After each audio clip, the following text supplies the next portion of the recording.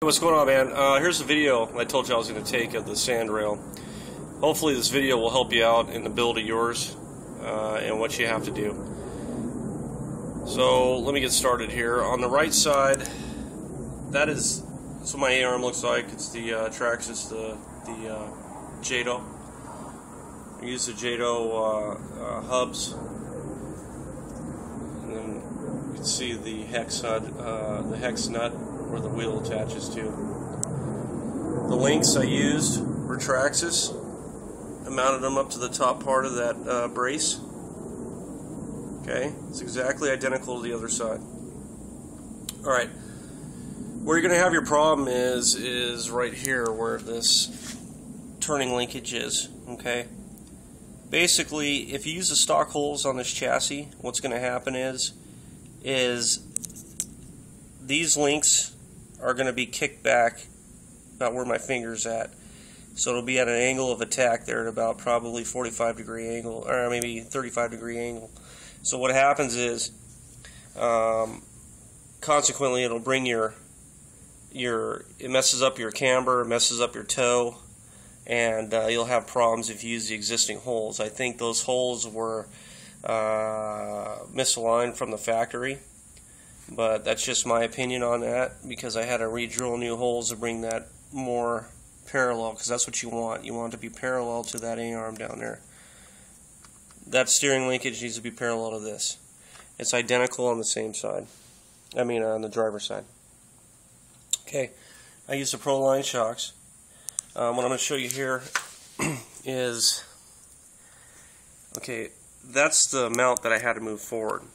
Right there, okay, for the steering linkages all up through there. Basically, I had to drill a new hole there and one in the front there. Right there is the existing hole. Now, let me pick this up and show you. Okay. These holes, actually this hole there, that hole there, that hole there, and then I believe it's that hole there. Those were the existing mounts where these had to go. Well, I had to change that. You're going to have to do the same on yours. So basically you're going to have to drill out a hole there, there, there, and there. That's going to be for those mounts that we're talking about for the steering, right there, in order to get your arms, when you hook your steering servo up, to be parallel to the A-arms, so you won't have any turning issues. Okay.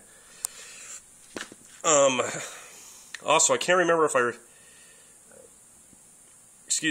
can't remember if I drilled the holes here where these black Allen screws are, because those black Allen screws are where the servo mounts. That's where I drilled them. Okay. What these screws here are to hold in the body post for my floor pan that I made. I'll show you that in a second. Okay. Continuing on to the bottom here, what you're going to see here is, okay, hold on, let me try to get that better for you. Okay, where the transmission meets the bottom of the frame here, that the frame rail on the side, right here, well, these holes are slightly canted from factories, so it causes this whole transmission mount that you use for the Stampede, it kicks it sideways to the right, and what happens is it hits this part of the chassis here. So what I had to do is I had to shave some of the transmission housing away in order to make this clear. So you're gonna have to do that.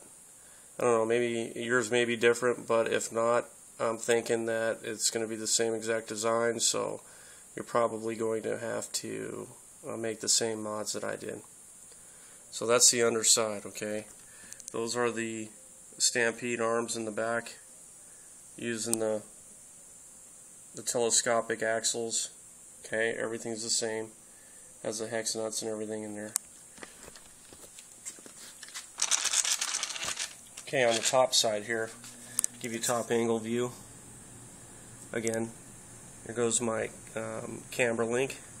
Adjustable. Traxxas, another one, same. I'm using the Pro Line shocks. Okay. Now, this is the floor pan I was telling you about. This right here is Lexan. It's very thin, about 1/4 inch. It's very pliable, so you could easily fold it into the front. When you have the seats attached to it, you can fold it in the front to slide to the front windshield.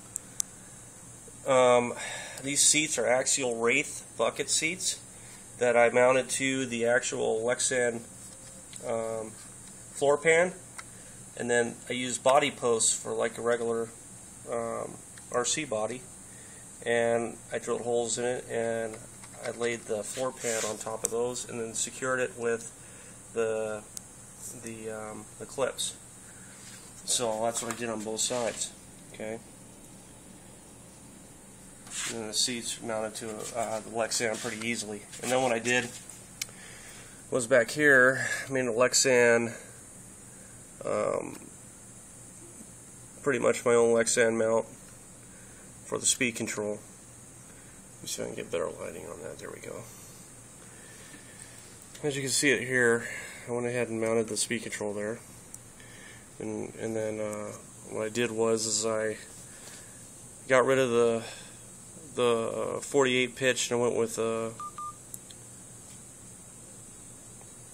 got rid of the 48 pitch and I went with the 32 pitch gears.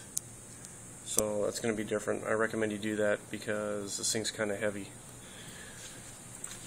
This motor I'm running is a 10 shock SC401, and then basically that's it, man. If you have any questions whatsoever, you need any help or assistance to further your project, email me and I'll try to do the best I can to help you out. Alright, thanks. Good luck with your project.